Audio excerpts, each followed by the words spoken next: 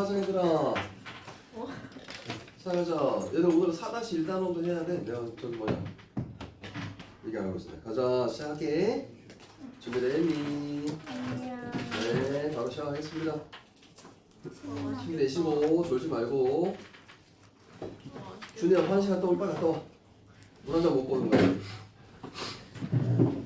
자 시작한다. 금준미주 천인혈이요 옥반가요는 만성고라 고 동그라미 쳐볼게. 고 집중해 빨리 해야 돼. 만성고라 할 때 고 동그라미 치고 총눈학시 민눈학이요 가성고쳐 원성고라 할 때 고 동그라미 치고 이게 바로 뭐냐면 운자를 지켜서 시를 진 거예요. 이해되겠죠? 이게 이제 운자를 내서 차분한 거야 이게. 됐어? 이게 어떤 내용이냐? 이 글의 뜻은 금동이의 아름다운 술은 일만백성의 피요. 이게 해석이 사실은 좀 과장된 겁니다. 아까 위에서는 뭐야? 천인혈이었잖아요. 근데 여기서는 일만백성의 피다라고 했으니까 좀 과장된 거예요. 뭐 그런 건 시험에 나오진 않을 텐데. 질문할까 얘들아? 어떤 게 원관점이지? 술하고 일만백성의 피 할 때 어떤 게 원관점이야? 어떤 게 원관점이야? 술이 원관점이죠. 술을 일만백성의 피라고 비유적으로 표현한 거야. 됐어요? 그 다음에 옥소만의 아름다운 안주는 일만백성의 기름이라. 위아래 두 줄 묶어볼까? 대구법입니다. 대칭구조예요. 대칭구조. 그 다음 촛불 눈물이 떨어질 때 백성 눈물이 떨어지고 노랫소리가 높은 곳에. 노랫소리가 높은 곳은 누구의 노랫소리가? 탐관오리의 노랫소리 높은 곳에 원망소리가 높았더라. 특히 여기서 대칭구조 대구법이 잘 쓰였죠. 갑니다. 이렇듯이 지었을 때 본간사또는 몰라보고. 본간사또는 눈치가 없어요. 본간사또는 몰라본 거야. 운봉영장은 글을 보며 속으로 아뿔싸 일이 났다. 밑줄 쳐볼까 얘들아? 이걸 통해 알 수 있는 건 뭘까? 운봉영장은 눈치가 빠르죠. 눈치가 빠르고 내용을 다 이해하고 있는 거야. 이때 어사또가 하직하고 간 연후에 각 아전들을 분부하되 각 아전들한테 분부하되 뭐라고 하냐면 야야 일이 났다. 그 다음 보면 공방불러 돗자리 단수. 여기서부터 가로치고 중요 표시 한번 할게요. 형아 미안한데 무슨 공방불러 돗자리 단수. 여기서부터 가로치고 바로 시작할 거야. 중요 표시 할게. 미리 얘기할 거야 얘들아. 이런 건 뭐라고 하냐면 판소리 특징 중에 하나인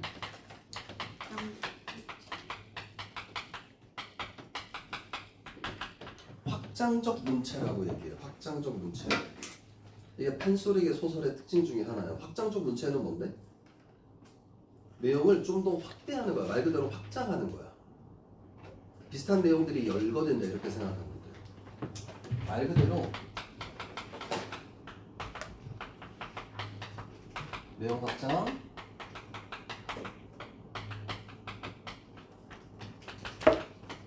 비슷한 내용이 열거되는 거야. 알겠죠? 공방불러 돗자리 단속시키고 병방불러 역마 단속, 관청색 불러 다과상을 단속하고 옥형방 불러 죄인 단속, 집사 불러 형구 단속, 형방 불러 장부 단속, 사령 불러 숙직 단속. 여기까지 가로치고 이게 이제 뭔가 준비하고 있는 과정인데 이걸 확장적 문체라고 얘기를 해요. 아시겠죠? 넘어갈게요. 넘어갑니다. 한참 일이 요란할 때. 와 선생님이 이 책 보고 우리 책 보고 놀란 게 뭔지 아니 얘들아? 옛날에 이 판소리계 소설인 이 춘향전 나왔을 때 얘들아 그림들이 옛날식이었거든. 요새 전부 다 너무 현대식이야. 정말 깜짝 놀란 게 춘향이가 너무 현대적 미인 아니니 얘들아? 깜짝 놀랐어요 선생님. 깜짝 놀랐어요. 다른 책 내가 나중에 보여줄게. 변사또도 너무 현대적인 사람인 것 같아. 가볼게요. 한참 일이 요란할 때 사전 모르는 저 공간사또가 여보 운봉은 어디를 그리 다니시오? 소피 보고 들어. 소피가 뭐야? 소변 보고 들어. 본간사또가 술주정이 나서 분부하되 춘향을 급히 올리라. 이때 어사또 부하들과 내통한다. 어사또가 이렇게 출도 준비를 하고 있는 거죠. 서리를 보고 눈길을 보내니. 서리라고 하는 애는 뭐 단어뜻 나오겠죠? 서리라고 하는 것은 그러니까 벼슬 아치들인데 서리는 그러니까 도움을 주는 애야. 서리 보고 눈길 보내니 서리 중방 거동보소. 밑줄 쳐볼게요. 서리 중방 거동보서 이것도 역시 편집자적 논평이라고 합니다. 탄소리계 소설의 특징이야. 서리 중방 거동보서 역조를 불러 단속할 때 이리 가며 수군 저리 가며 수군수 막 이렇게 출동 준비하는 거야. 출동 준비하니까 준비해 눈으로 눈짓으로 신호주고 막 그런 모습이라고 생각하면 돼. 역조를 불러 단속할 때 이리 가며 수군 저리 가며 수군 서리 역절 거동보서 이것도 역시 편집자의 논평이야. 외올망건 이거 너무 어렵겠는데 얘들아? 외올망건 공단모자 새 패랭이 눌렀으면 이게 어떤 모습이냐면 여러분들 이런 거 혹시 본 적 있니 얘들아? 암행어사 출제할 때 이런 거 있잖아. 패랭이 이렇게 패랭이 쓰고 여기 이 다리에서는 뭐 이렇게 감아가지고 뭐 어떤 모습인지 이게 그림을 내가 못 그려서 뭐 그 검색까지 할 필요는 없는데 암행어사 출두할 때 그러니까 패랭이는 뭔지 알지 얘들아? 패랭이 쓰는 거. 그 다음에 얘네들이 이제 활동하려면 원래 뭘 하냐면 여기가 이제 원래 한복 같은 경우는 이렇게 펄럭펄럭 하잖아. 근데 여기를 다 묶어가지고 이렇게 옷깃이 이렇게 막 펄럭거리지 않게 여기도 마찬가지로 펄럭거리지 않게 그렇게 출동하는 모습이야 얘들아. 시험 안 나와 얘들아. 가볼게. 외올망건 공단 모자 새 패랭이 눌러쓰고 석자간발 새 집신에 한삼고이 산뜻하게 차려입고 용모 방망이 사슴가죽끈을 손목에 걸어지고 여기서 번쩍 저기서 번쩍 나무늪이 우글우글 청파역절 거동보서 이것도 역시 편집장 논평. 그 다음 밑줄 달같은 마패를 햇빛같이 높이 들어. 달 동그라미 햇빛 동그라미 칠게요. 달같은 마패를 햇빛같이 높이 들어서 이건 뭘까? 달 동그라미 햇빛 동그라미 쳐볼까? 왜 달과 햇빛이라고 비유했을까? 마패를 민중들의 희망이 되기 때문인 거죠. 민중들의 희망이 되는 거니까 마패라고 하는 것을 달과 햇빛에 비유하고 있는 거예요.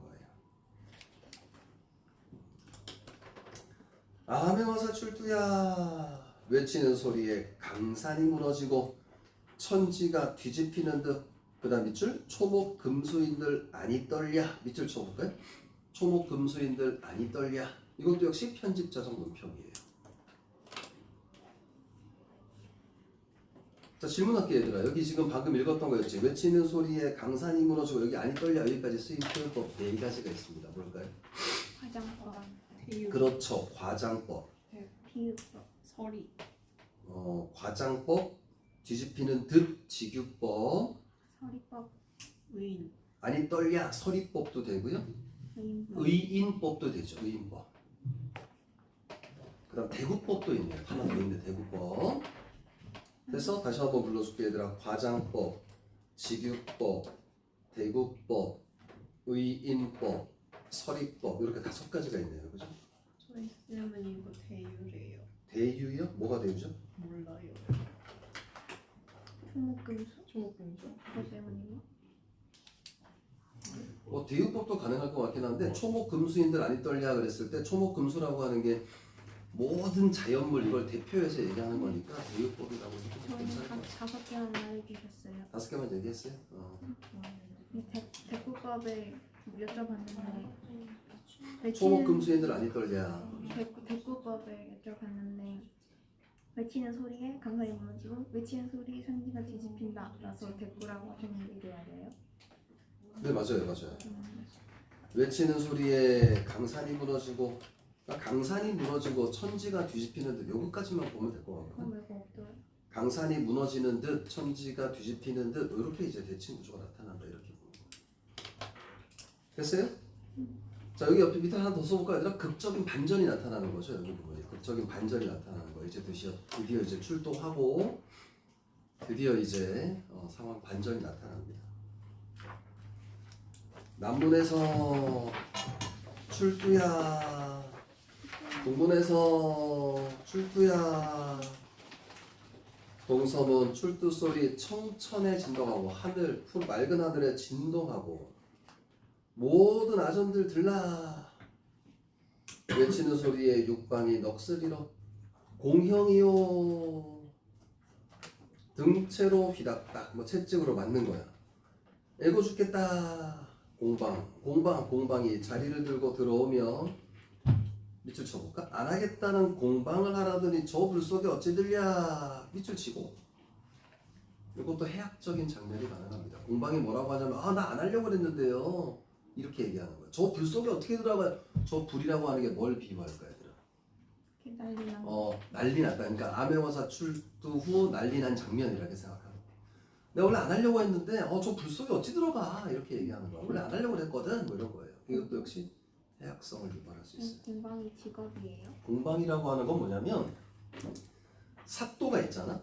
그 사또에 뭐라고 표현해야 되나? 우리 이방은 들어본 적 있지. 옆에서 이렇게 도와주는 이방, 공방, 형방, 병방 이렇게 호방 뭐 6명의 그 이렇게 뭐라고 표현해야 돼? 옆에서 도와주는 그 하인 하인은 까까리가 제일 정확한데 졸개 졸개는 좀 너무 하급이고 쫄비서? 비서? 비서 뭐 그런 거랑 비슷해. 이렇게 각 오른팔. 이제 맡은 역할들이 있는 거니까.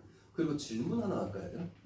우리가 이걸 얻으면서 감동을 얻는 이유는 뭘까 얘들아? 감동을 얻는 이유 중에 어떤 거냐면 옛날에 이 문제 나왔는데 애들 다 틀렸거든. 자, 이 선택지가 맞는지 봐봐.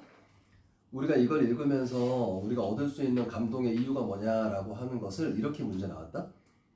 예상하고 있는 장면이 실현됐을 때 얻는 즐거움 될까 안 될까? 어디서요? 그 방금 전에 이렇게 암행어사 출두야 이렇게 했던 거 있잖아. 예상하는 장면이 실현됐을 때의 즐거움 될까 안 될까? 이게 가능한 거야. 왜 그럴까? 잘 봐. 이 춘향전이란 작품은 대한민국 사람이라면 누구나 다 알고 있는 거잖아. 여기서 암행어사 출두하는 거 알고 있었지 얘들아 너희들. 원래 알고 있었지 얘들아. 이 작품 읽기 전에 알고 있었잖아. 혹시 처음 아는 사람이 있니 얘들아? 그럼 한국인 아니야? 그러니까 뭐냐면 한국인이라면 누구나 알고 있는 거잖아.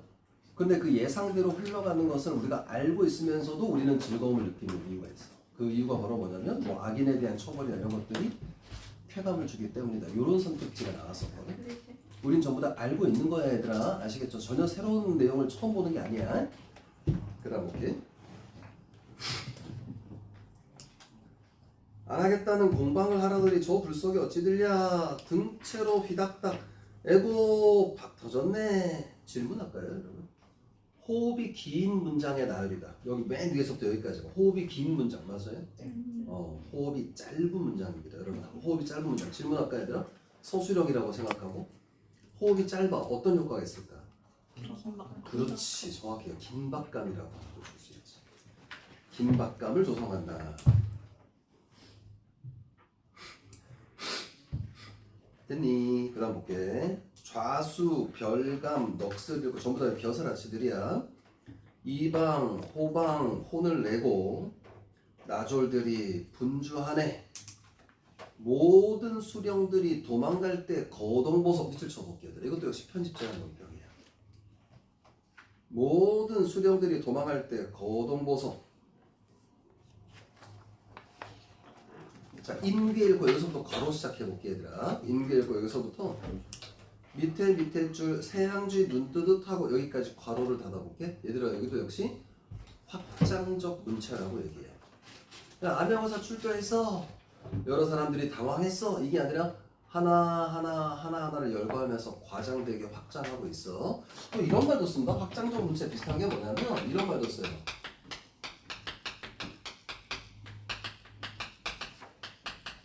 장면의 극대화라는 말도 써요. 장면의 극대화. 근데 앞에 나왔던 그 어사또가 준비하는 것도 확장적 문체예요? 어사또가 준비하는 게 뭐죠? 서리를 보고 연기를 보는 네, 뭐 가능합니다.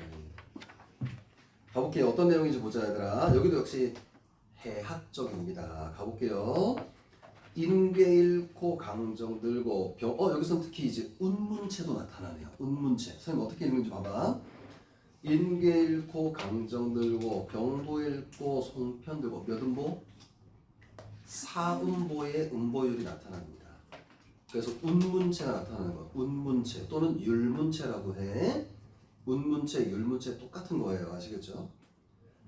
인괴 잃고 인괴가 뭐냐면 도장을 넣어두는 상자인데 그거 잃어버리고 막 너무 이제 긴박하고 이런 상황이니까 도장 넣어두는 그 함을 잃어버리고 뭘 들고 다녀? 여러분 한과 알아요? 한과? 한과 잔치할 때 한과 있잖아, 그지? 뻥튀기 막 붙어있는 그 한과 있잖아. 그거 들고 도망가는 거야. 그게 강정이에요. 아시겠죠? 그 다음 병부 잃고 송편 들고 도망가는 거야. 탄건을 잃고 탄건이라고 하는 것은 이제 뭐 그 갓 같은 거 이렇게 쓰는 건데 탄건을 잃어버리고 용수 쓰고 도망가는 거야. 용수는 죄인들한테 이렇게 쓰는 건데 죄인 뭐 용수 쓰고 달아나고 갓을 잃고 소반 쓰고 아까 소반이라고 하는 게 개다리 소반 있잖아요. 소반 들고 도망가고 칼집 쥐고 오줌 늘기 부서지는 것은 검은 거요 깨지는 것은 북과 장고라. 본관사또가 아무리 심해도 아무리 긴박하고 아무리 이제 뭐 긴장하고 이렇더라도 똥을 쌌대요. 멍석구멍 새양쥐 눈 뜨듯하고 여기까지가 이제 확장적 문체야. 과장돼 있죠. 밑에다가 써볼게 얘들아. 과장 열거 또 뭐 대구도 가능하겠네. 대구 이런 걸 이용해서 확장적 문체가 나타나고 또 쓰인 것은 이런 말 들어본 적 있니 얘들아? 희화화라는 말 들어봤어 얘들아? 희화화가 뭐지? 우스꽝스럽게 묘사하는 거야. 해학이랑 비슷한 거예요. 희화화의 내용이 해학의 한 방법이 되는 거겠죠. 희화화를 통해서 해학적으로 드러내는 거죠.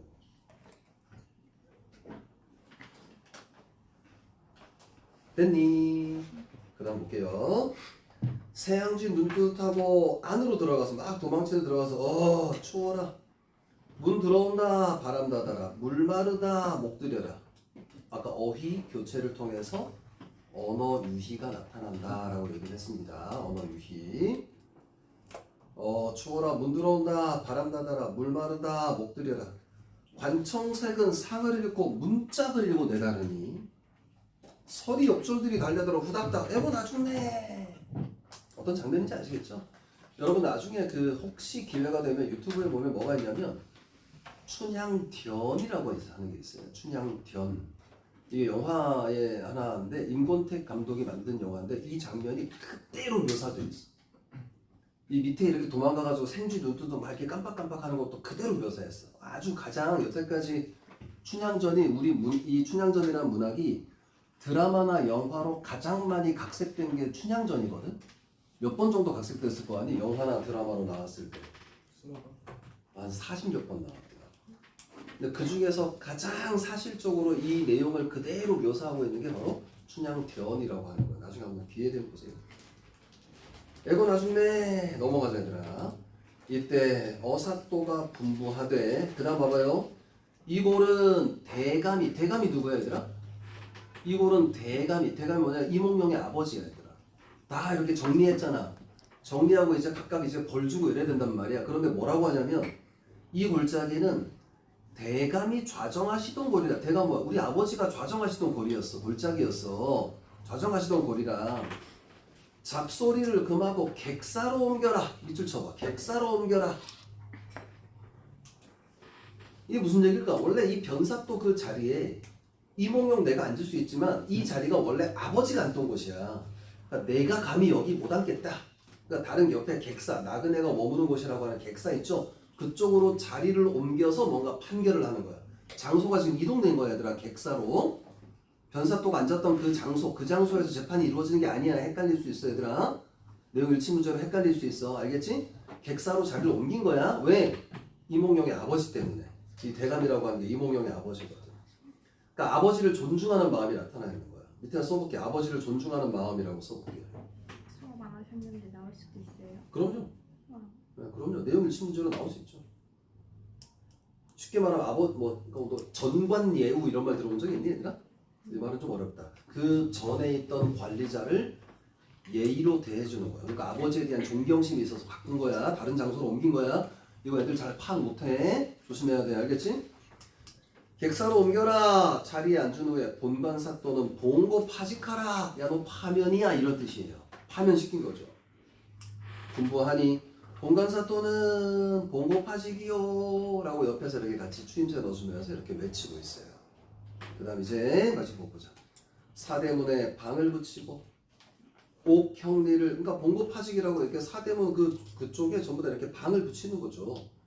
변사또는 파직되었어 이렇게 방을 붙이는 거예요. 방을 붙이는 게 뭔지는 아니 얘들아? 사대문에 방을 붙이고 옥형리 불러서 분부하되 네골 옥에 갇힌 죄수를 다 올려라. 호령하니 죄인을 올린다. 다 각각 죄를 물은 후에 죄가 없는 자는 풀어줄세. 저 계집은 무엇인고? 밑줄 쳐볼게. 그럼 이 어사또가 저 계집이 누군지 알아요, 몰라요? 당연히 알지. 춘향인지 알잖아, 그치? 그럼 일부러 모른 척하잖아. 이런 성격을 뭐라고 한다 그랬지? 시험. 저번에 얘기했는데 뭐라고 하는지 아는 사람? 능청스럽다. 또 하나 더 의몽스럽다라고 얘기했지, 얘들아. 의몽스럽다. 다 알면서도 모른 척하고 있는 거야. 저 계집은 누구야? 이렇게 모른 척하는 거야. 그리고 지금 이제 얼굴도 가리고 있거든요. 누가? 이몽룡이 얼굴 막 가리고 있어요. 그러면서 얘기하는 거야. 그리고 또 이제 얼굴을 가렸다고는 여기 안 나오는데 춘향이가 이 얼굴을 감히 못 보고 있는 거야. 그러니까 저 계집은 무엇인고? 형리가 여쭈어대. 형리, 형 감옥을 관리하는 관리자야. 형리가 여쭈어대 기생월매의 딸이온데. 춘향이죠? 관청에서 포악한 죄. 포악한 죄는 뭐야? 반항한 죄로 옥중에 이삼내다. 무슨 죄인고? 다 알고 있어요, 여러분. 형리 아래되 본관사또 수청 들라고 불렀더니 수절이 정절이라. 밑줄 쳐봐요. 수절 정절 언어유희입니다. 질문할까요? 요거는 어떤 방법을 통해서 언어유희가 나타난 걸까, 얘들아? 그렇지. 수절 정절 같은 음절이 반복된다 이렇게 얘기할 수 있죠. 같은 음절 반복, 같은 음이 반복되었다 이런 거야. 수절이 정절이다. 수청을 아니 들려하고 사또에게 악을 쓰며 달려든 춘향이로소이다. 어사또가 분부하되 너 같은 년이, 이거 다 연기야 얘들아. 거짓 연기 중이야 얘들아. 너 같은 년이 수절한다고 관장에게 포악하였으니, 관장 사또에게 포악하였으니 살기를 바라소냐.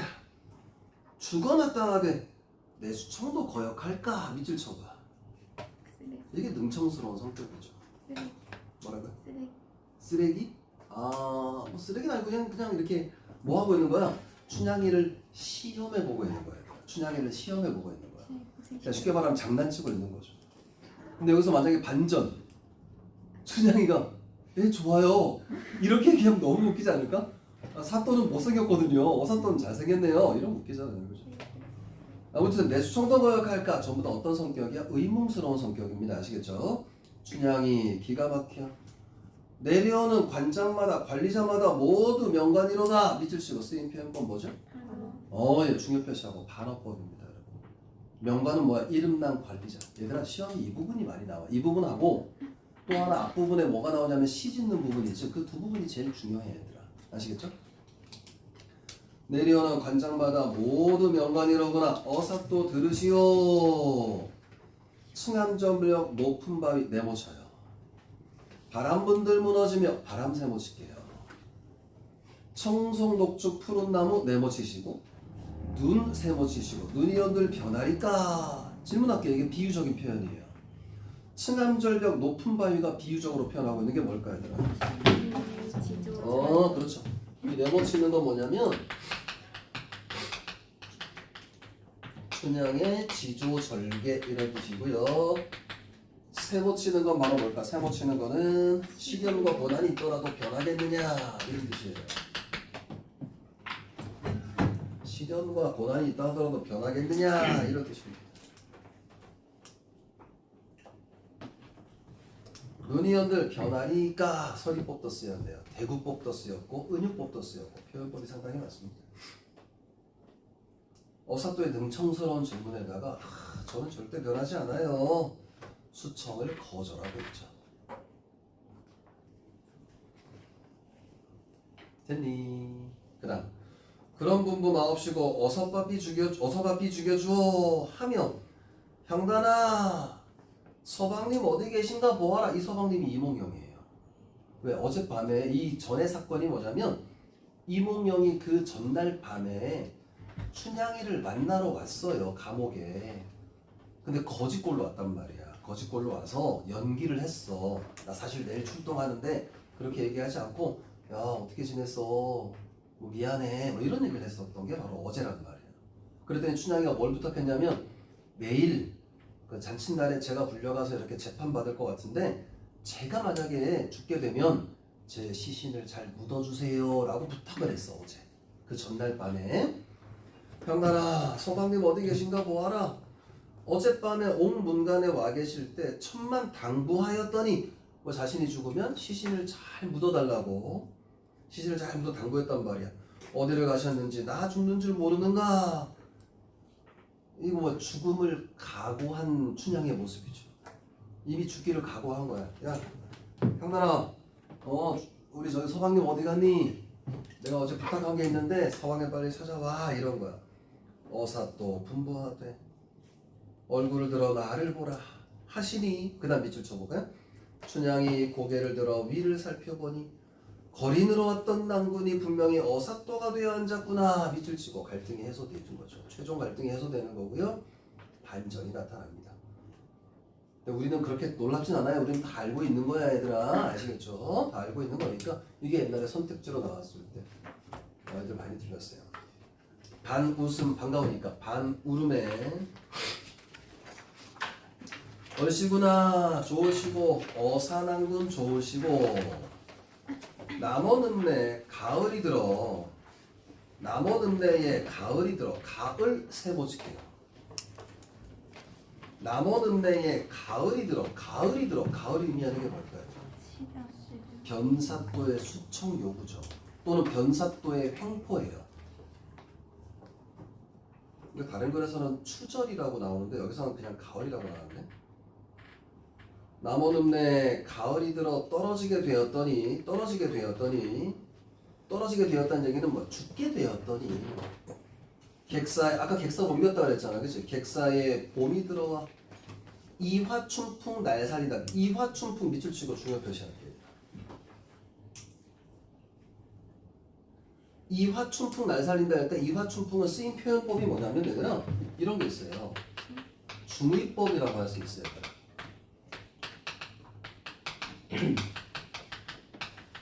이화춘풍 할 때 이가 아까 선생님 얘기했던 이 이자거든? 이게 뭐예요? 우선은 이게 무슨 한자인지 알아? 해남 자두. 오얏 우리자야. 우연나무 오얏이 뭐냐면 자두라는 뜻이에요. 그러니까 요걸 통해서 보면 그냥 봄날 뭐 따뜻한 바람 뭐 이렇게 생각하면 되는데 두 번째는 뭐야? 이묵령을 뜻하는 거야. 그래서 두 가지 이 중의법이 쓰였다는 거 확인할게요.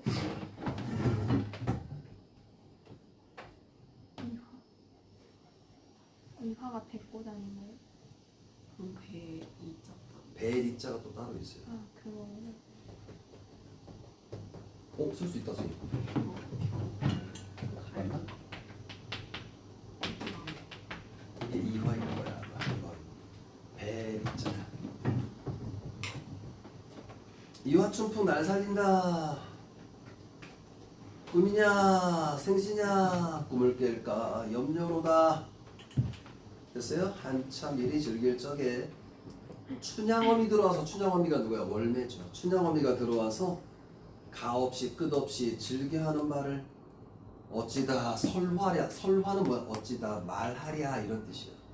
춘향어미 월매가 들어와서 얼마나 신나게 막 뭔가 하고 있을 거 아닙니까? 그죠? 뭔가 하고 있잖아요. 그죠? 뭔가 하고 있을 때 그 말을 어찌다 설화랴 어찌다 말로 옮길 수 있겠느냐. 그 기뻐하는 모습을 이런 뜻이에요. 드니 춘향의 높은 절개 광채 있게 되었으니 어찌하니 좋을성가. 역시 편집자가 논평입니다. 역시 편집자가 논평이야. 사단원도 있어? 사단원도 있어? 아직 다 안 나와가지고. 사단원 좀 급한데. 사단 좀 나왔어. 사단원 나왔어? 오케이. 그게 뭐지? 이 사단. 아까 선생님 마지막에 준 거? 그거 그 다음 보자.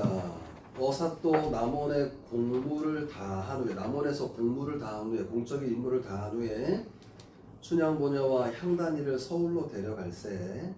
위의가 찬란해. 위의가 뭐야? 위험 있는 모습이 찬란하니 세상 사람들이 누가니 칭찬하랴. 이것도 역시 편집한 논평입니다. 되게 많아요 여러분. 서리적 표현이면 거의 대부분이야. 이때 춘향이 남원을 하직할 때, 하직한다는 건 뭐야? 남원을 떠날 때 영귀하게 되었건만, 영귀, 매우 귀하게 되었건만 이런 뜻입니다. 영귀하게 되었건만 고향을 이별하니 일희일비가 아니 되랴. 일희일비는 뭐야? 한편으로 기뻐하고 한편으로는 슬퍼하다 이런 뜻이야. 일희일비가 아니 되랴 이런 뜻입니다. 됐어요? 한편으로는 기쁘기도 하고 한편으로는 슬프지 아니하겠느냐 이런 뜻이야. 이몽룡가 떠나니까 당연히 기쁘겠죠. 근데 고향을 떠난다니까 또 슬프겠죠. 밑에 볼게 얘들아. 놀고 자던 부용당아. 부용당 밑줄 쳐볼까 얘들아? 춘향집의 별당입니다. 놀고 자던 부용당아 너 부디 잘 있거라. 광활루 오작교며 영주각도 잘 있거라. 영주각은 광활루에 있는 누각이에요. 영주각도 잘 있거라. 봄 푸른 해마다 푸르건만 떠난 객은 돌아오지 않는다 라고 이른 시는, 떠난 객이 바로 여기서 누굴까 얘들아? 춘향이죠. 춘향이. 떠난 객은 돌아오지 않는다 라고 이른 시는 나를 두고 이름이라. 다 각기 이별할 때 길이길이 무고하옵소서. 무고 사고 없이 편안하옵소서 이런 뜻이야. 다시 보기가 기약이 없네. 다시 볼 날은 없을 것 같아 이런 뜻이야. 기약이 없어. 그 다음 볼게 얘들아. 이때 어사또는 좌도와 우도의 읍들을 좌도 우도가 뭐냐면 전라도하고 경상도를 얘기하는 거예요. 좌도와 우도의 읍들을 순찰하여 민정을 살핀 후에, 민정은 뭐야? 백성들의 상황을 살핀 후에 서울로 올라가 임금께 절을 하니 판서 참판 참의들이 입시하시어 보고서를 살핀다. 입시 같이 이렇게 궁궐에 들어와서 누구냐 이몽룡이 쓴 보고서를 살피는 거죠. 임금께서 크게 칭찬하시며 즉시 이조참이 대사성을 봉하시고 벼슬인가 봐요. 춘향으로 밑줄 쳐봐. 정열 부인을 봉하신다. 밑줄 쳐볼게. 정열 부인을 봉하신다는 얘기는 바로 뭐냐면 춘향의 신분 상승입니다. 이게 사회적으로 인정받은 거죠. 이런 이야기가 바로 뭐냐면 얘들아, 우리 요새 드라마에도 여러분 혹시 신데렐라 드라마 이런 거 선생님이 얘기한 적 있었던 것 같은데, 신데렐라 드라마 보고 여자들은 되게 가난하고 막 이러잖아. 가난하고 이런데도 불구하고 누구 만나 재벌 3세 이런 남자애들 만나가지고 신분 상승하잖아. 거기에 뭐가 담겨있어? 신분 상승에 대한 기본적인 민중들의 열망이 담겨있단 말이야. 이것도 마찬가지야 얘들아. 은혜에 감사드리고 물러나와 부모께 배우니 부모께 배우니 부모님 만났어. 그러니까 이몽룡 아버지 어머니겠죠. 부모께 배우니 성은을 못 잊어 하시더라. 임금 은혜를 못 잊어 하시더라. 이때 이조판서, 호조판서, 좌의정, 우의정, 영의정 다 지내고 퇴임한 후에 정열 부인으로 더불어 100년 동락할 때, 한평생 같이 할 때 정열 부인에게 3난3녀를 두었으니 모두가 총명하며 그 부친보다 낫더라. 다 똑똑하더라 자식들이. 일품관직이 대대로 이어져 길이길이 전하리라. 행복한 결말이 마지막에 나타나는 거죠. 됐니 얘들아? 얘들아 너희들이 딱 봐도 나올 만한 부분이 뻔하지 않니 얘들아? 그래서 너희들이 봐도 아 이 부분 나올 것 같다 이런 것들이 좀 뻔하게 나타나는 겁니다. 자 뒤에 보면 학습활동 잠깐만 볼까요 여러분? 학습활동 보면 얘들아 2번 내려와 볼게요 얘들아. 2번에 그림 나온 거 있죠 여러분. 주제가 다양하다. 그거만 한번 살펴볼게요 얘들아. 춘향과 이몽룡 사이에서는 뭐야? 신분을 초월한 사랑의 주제죠. 그 다음 오른쪽에 보니까 춘향과 변사또를 중심으로 보면 뭐야? 탐관오리 횡포에 대한 저항이라고 써볼게요 얘들아. 탐관오리 횡포에 대한 저항. 그 다음 몽룡과 변사또 입장에서는 뭘까? 몽룡과 변사또의 관계 중심으로 부정한 지배층에 대한 비판의식이라고 보면 돼요. 춘향이랑 몽룡이랑 두 개가 많이 달라요. 많이 다르냐고? 그건 뭐냐면 춘향하고 몽룡 같은 경우는 춘향은 부당한 횡포를 당했자 수청이라고 하는 부당한 횡포를 당했으니까 그거에 대해 저항 정신을 담고 있는 거고, 그 다음에 이몽룡과 변사또 관계는 뭐냐면 이몽룡이 선한 인물로서 악인을 처벌하는 거잖아. 탐관오리를 처벌하는 거니까 그게 조금 의미가 다르겠죠. 자 넘어가서 3번 중요 표시할게 얘들아. 3번은 판소리계 소설은 판소리 사설이 기록물로 정착 유통되면서 형성된 소설이다. 그래 운율감 밑줄 쳐볼게. 운율감 이걸 뭐라 그러지 얘들아? 운문체, 율문체라고 하죠. 양반계층의 한문투 언어와 평민층의 속어와 재담이 뒤섞여 있다. 속어, 비속한 표현이 나타나 있는 거야. 재담은 뭐 재미있는 이야기 뭐라고 하냐, 좀 흥미있는 이야기 뭐 이렇게 생각하셔도 돼. 원래 사실 재담이라고 하는 게 좀 더 깊은 내용인데 그런 것만 볼게 그냥. 아무튼 한문투 언어하고 평민층의 언어가 뒤섞여 있어요. 또 판소리계 소설에서의 서술자가 판소리 창자 역할을 대신하고 있어서 인물이나 사건을 직접 계획하여 평가하는 편지형 논평이 나타나 있다라고 되어 있죠. 밑에 나오는 내용 엄청 중요합니다. 얘들아. 이거 무조건 시험에 나오고 얘들아 소수령 문제로도 꼭 나올 수 있는 게 바로 이 부분이에요. 밑에 보자. 득을 밀쳐내니 어찌하니 명간인가 편지형 논평이죠. 그 다음에 반어법도 있죠. 인계 잃고 강정 들고 뭐뭐하고 뭐뭐하고 이건 뭐야? 열거와 대구입니다. 확장적 문체라고 하는 거예요. 확장적 문체. 추운다, 문 들어온다, 바람 나더라. 이건 뭐야? 언어 유희가 쓰이는 거죠. 봐봐요. 그 다음에 층암절벽 높은 바위 바람분들 무너지며 청송녹죽 층암절벽 청송녹죽 이건 뭐야? 한문투의 어구가 나타나는 거예요. 푸른 나무가 눈이 온들 변하리까 한문투의 어구가 나타나는 거야. 됐니? 넘어갈게요. 4번 이거 시험에 나오니? 본범 이거 학교에서 배웠니? 오케이. 본범 중요 표시 한번 할게요. 이 본범이 이것과 같이 나오고 쌤 봤을 때는 여러분 나중에 선생님이 이게 문제 중에 뭘 좀 줄 거냐면 얘들아 태평천하라고 하는 소설이 있어요. 얘들아 소설에서 태평천하 그 다음에 그 뭐니 저기 뭐니 너네들 1학기 때 그거 나왔었지 얘들아. 1학기 때 누구니? 제목이 뭐냐? 세상인가요? 누구지? 잠깐만 1학기 때 시험 본 것 중에 그거 나오지 않았나? 뭐지? 미스터 방 나오지 않았니? 미스터방? 미스터 방 안 나왔니? 미스터방 뭐지? 재산 안 나왔니? 안 나왔고. 그게 여기 춘향전이랑 연결될 수 있어서 선생님 이거 다음 주에 예상 문제 만들어줄 때 같이 집어넣어줄게. 왜 그러냐면 얘들아 뭐가 있냐면 우선은 이 본범이란 작품은 해학적이야. 본범이란 작품은 완전 해학적이야. 그래서 해학적인 요소만 나와. 근데 여기서는 풍자적인 요소는 별로 없어. 풍자적인 요소는 별로 없는데 해학적인 요소가 있어. 그래서 이게 같이 나온 거야. 혹시 이거 전체 내용 말고 여기 이 부분만 배웠지 얘들아? 전체 내용 자세하게 안 배웠지 얘들아? 이거 간단하게 선생님 설명 좀 드릴게요. 조금 간단한 스토리만. 간단하게만 했어? 근데 저희 쌤은 모든 걸 간단하게 하셔가지고. 저희 쌤은 모든 걸 간단하게 하셔가지고. 인디어 참가 1시간 만에 끝냈대요. 저 깊이 설명하면 엄청나게 어려운데 얘들아.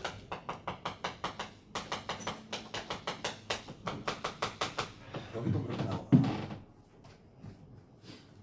얘들아, 요거 설명 안 할게 얘들아. 이건 전체 이야기에서 나오는데 사건이 엄청 복잡하게 나오거든. 근데 이거는 마지막에 선생님 보니까 어디가 지금 나와 있냐면 그냥 마지막에 이제 결말 부분만 여기 나와 있어서 그냥 해학적인 걸 그냥 얘기하려고 하는 것 같아. 그냥 우선은 역순의 조성이 있다는 거 알아두시고.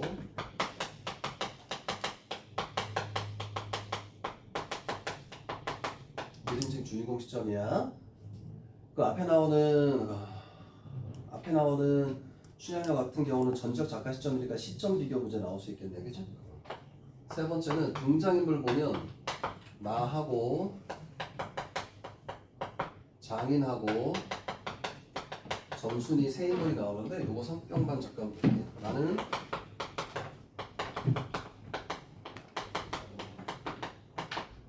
어리숙한 인물이야.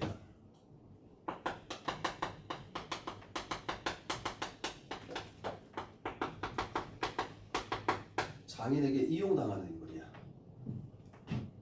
장인이라고 하는 인물은 뭐냐면 장인은 욕심이 많아. 나를 이용하는 사람이야. 나라고 하는 애는 누구라면 너무 약하다. 얘들아 대릴사위라고 하는 게 뭔지 알니 얘들아? 대릴사위. 대릴사위라고 해서 원래는 이게 처갓집에 와서 1년 정도 2년 정도 있다가 1년 2년 있다가 그러니까 일 좀 시킨 다음에 그 다음에 이제 그 여자애를 데리고 나가서 이렇게 결혼을 하는 거란 말이야. 왜 그러냐면 옛날 그 대릴사이 제도가 있었던 이유는 농경사회니까 바로 그 여자애를 데리고 가버리면 인력이 좀 부족하잖아. 그래서 한 1, 2년 정도 거기서 이렇게 봉사를 하고 이렇게 데리고 가는 거예요. 그런데 이 장인은 그걸 이용하는 거야. 첫째 딸이 결혼할 때까지 10년 동안 대릴사이를 10번 바꿨어. 왜? 대릴사이를 들이면 뭐야? 돈을 안 줘도 되잖아. 그걸 이용해 먹는 사람이 바로 이 장인어른이야. 이해되겠지? 그러니까 얘는 대릴사이면서 대릴사이 제도를 이용해서 그러니까 뭘 하기 위해서 자기 욕심을 부리는 이유가 뭐냐면 사경이란 말이 뭔지 알까 얘들아? 여기 보면 사경이란 말이 나오는데 그러니까 인색한 인물이야. 이 점순이라고 하는 인물은 뭐냐면 점순이라고 하는 인물은 적극적인 인물이고 나는 내가 어리숙하니까 나를 이렇게 이용해서 이용한다기보다는 이제 결혼을 하려고 해. 아버지의 그 속셈도 이제 알아차린 것 같고 그래가지고 이렇게 결혼을 하려고 하는데 결혼 안 하려고 하니까 이제 뭐냐면 나를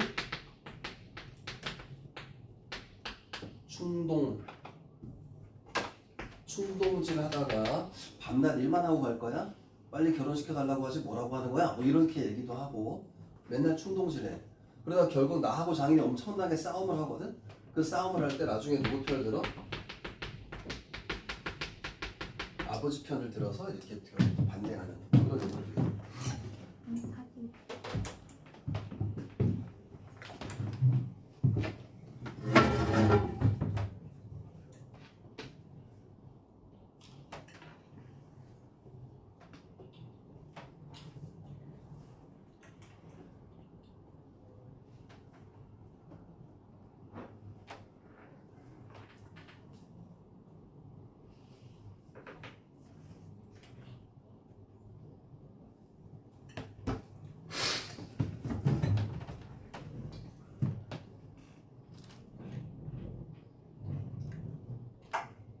됐니?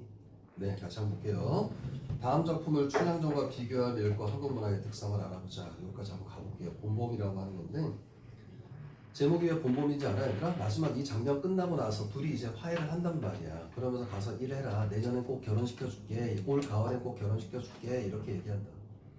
근데 결국은 우리가 예상하기로는 장인어른이 결혼시켜줄 수 있을 것 같니? 안 할 것 같니? 안 할 것 같지? 그래서 내년에도 또 봄이 반복될 것 같다. 이런 뜻으로 봄봄이라는 제목이고 그냥 보통 봄이라고 하면 이제 남녀 간의 사랑이 싹트고 막 이런 계절이기도 하잖아. 그래서 봄봄이라고도 얘기하는 거야. 되게 해학적인 싸움이야. 그게 가장 핵심이야. 좀만 집중하자. 5분만 하면 돼. 간다. 부려만 벗고 왜 성례를 안 하지요? 성례 결혼이야. 결혼 안 하지요? 밑줄 치고 이게 바로 갈등의 근본 이유입니다. 이게. 부려만 벗고 왜 성례 안 하지요? 나는 이렇게 호령했다. 하지만 장인이 선뜻 오냐? 내일이라도 성례시켜주마 했으면 나도 성가신 걸 그만두었을지 모른다. 나야 이러면 때린 건 아니니까 나중에 장인을 쳤다는 누명도 안 들을 터이고 얼마든지 해도 좋다. 한 번은 장인님이 마지막 결정적인 싸움이 지금 벌어지고 있는 거야. 맨 마지막 장면이야. 한 번은 장인님이 헐떡헐떡 기어 올라오더니 내 바지가랑이를 이렇게 노리고서 한 단박 움켜잡고 매달렸다. 아 소리를 치고 나는 그만 세상이 다 팽그르 도는 것이 빙장님 장인을 높여서 부르는 말인데 사실은 그 위에 줄에 내 바지가랑이를 이렇게 노리고서 바지가랑이가 아니고요. 남자 급소를 잡은 거야. 이 싸움의 장면이 바로 그 장면이야. 그러니까 빙장님 막 이러고 있어. 장인어른한테 이 자식 잡아먹어라. 아 할아버지 밑줄 치고 중요 표시할게. 여기가 가장 해학적인 장면이에요. 왜? 장인어른한테 뭐라고 하냐면 너무 급하니까 급한 상황이니까 할아버지 좀 살려주세요 이렇게 얘기한다. 할아버지 살려줍시오 할아버지 하고 두 팔을 허둥지둥 내저을 적에는 이마에 진땀이 쑥 내솟고 이제 참으로 죽었나 보다 했다. 그래도 장님은 놓지 않더니 내가 기어이 땅바닥에 쓰러져서 거의 까무러치게 되니까 놓는다. 더럽다 이게 장인님인가? 나는 한참을 못 일어나고 쩔쩔맸다. 그렇게 얼굴을 드니 눈에 참 아무것도 보이지 않았다. 사지가 부르르 떨리면서 나도 엉금엉금 기어가 장인님의 바지가랑이를 꽉 움켜고 잡아 낚았다 밑줄 치고 이게 얘들아 오른쪽 그림이잖아 얘들아. 이 오른쪽 그림이 아니야 사실은. 또 장인어른의 또 급소를 잡은 거예요. 아시겠죠? 이렇게 나오면 너무 해학적이잖아. 급소를 잡은 장면 때문에 이 작품이 해학적인 거야. 이 그림이 너무 좀 이 내용과 안 어울리는 그림이야 얘들아. 내가 머리 바지가랑을 꽉 움켜쥐고 낚았다. 내가 머리가 터지도록 매를 얻어맞은 것이 이 때문이다. 그러나 여기가 또한 우리 장인님이 유달리 착한 곳이다. 여느 사람이면 사경이 바로 뭐냐면 그 품삯입니다. 품삯을 주어서라도 당장 내쫓았지. 터진 머리를 불속으로 손수 찢어주고 호주머니에 희연 한 봉을, 희연은 담배 이름이에요. 담배 한 봉을 넣어주고 그리고 올가을엔 꼭 성례시켜주마. 앞말 마구 가서 뒷골에 콩밭이나 얼른 갈아라 하고 등을 두덕여 줄 사람이 누구냐. 나는 장인님이 너무나 고마워서 언더 눈물까지 났다. 자 얘들아 잘 들어야 되는데 여기 이 부분이 이 소설의 결말이거든. 근데 이 부분이 소설의 결말인데 이게 이 소설의 끝이 아니야. 이 소설이 되게 특이한 게 뭐냐면 이 뒷부분이 또 나와. 뭐가 나오냐 얘들아. 자 어디냐면 내가 머리가 터지도록이라고 하는 거 밑에서 한 8번째 줄 보이니 얘들아? 그 위에 줄이 바로 뭐냐면 그 위에 줄이 봐봐요. 절정 1이고 그 다음에 결말이고 그 뒷부분이 절정 2가 또 나와. 절정 2가 또 나와. 그러니까 절정 속에 결말이 삽입돼 있어. 되게 특이해요 이게. 지금 여기 우리 글에서는 절정 2가 안 나온 거야 지금. 이렇게 삽입돼 있다. 이유는 뭔데? 해학성을 부각시키기 위해서야. 그러니까 절정 2가 어떤 내용이냐면 아까 바지가랑이를 잡았다 그랬잖아. 내가 이 장인의 바지가랑이를 잡았다 그랬잖아. 이때 이 장인어른이 뭐라고 하냐면 나한테 뭐라고 하냐면 살려줘 할아버지 살려줍시오 이렇게 얘기한다고 나한테. 그리고 누굴 부르냐면 이제 누구냐면 저기 점순이하고 아내를 불러서 나를 이렇게 떨어뜨려요. 그리고 이 장인의 입에서 할아버지 소리가 나오도록 해. 이게 이 소설의 끝이야. 이 뒷부분이 뭔 말인지 알겠나? 그냥 뒷부분은 어차피 여러분 내가 봤을 때 여러분 학교 선생님이 시험 문제 내면 이 뒷부분도 시험 낼 수 있어. 뒷부분이 나올 수 있어. 나와도 돼.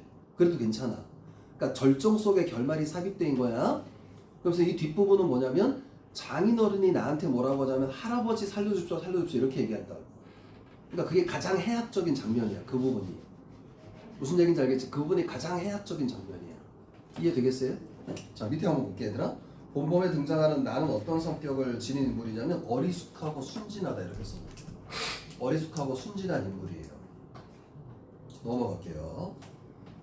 춘향전과 본범에서 독자에게 웃음을 주는 장면을 찾아보자 라고 되어 있는데 춘향전에서 뭐야 놀라서 달아나는 장면, 도망가는 장면이잖아요. 됐어? 본범에서는 사위가 장인한테 할아버지라고 부르는 장면. 여기 우리 프린트에서는 우리 책에서는 사위가 사위가 저기 장인한테 할아버지라고 하는 장면. 그게 가장 좀 해학적이긴 하죠. 해학적이야. 됐니? 네, 그 내용까지 확인하시면 될 것 같습니다. 뒷부분은 괜찮은 것 같고. 네, 잠깐 쉬었다가요 여러분. 저기 뒤에 선생님이 뭐 준비했냐면 여러분들 학교에서 나온 학습지 선생님 복사했거든 저보다. 별 내용 없이 그거 확인하고 그 다음에 잠깐 쉬었다가 4-1단원도 오늘 좀 진행할게 얘들아. 아시겠죠? 잠깐 쉬었다가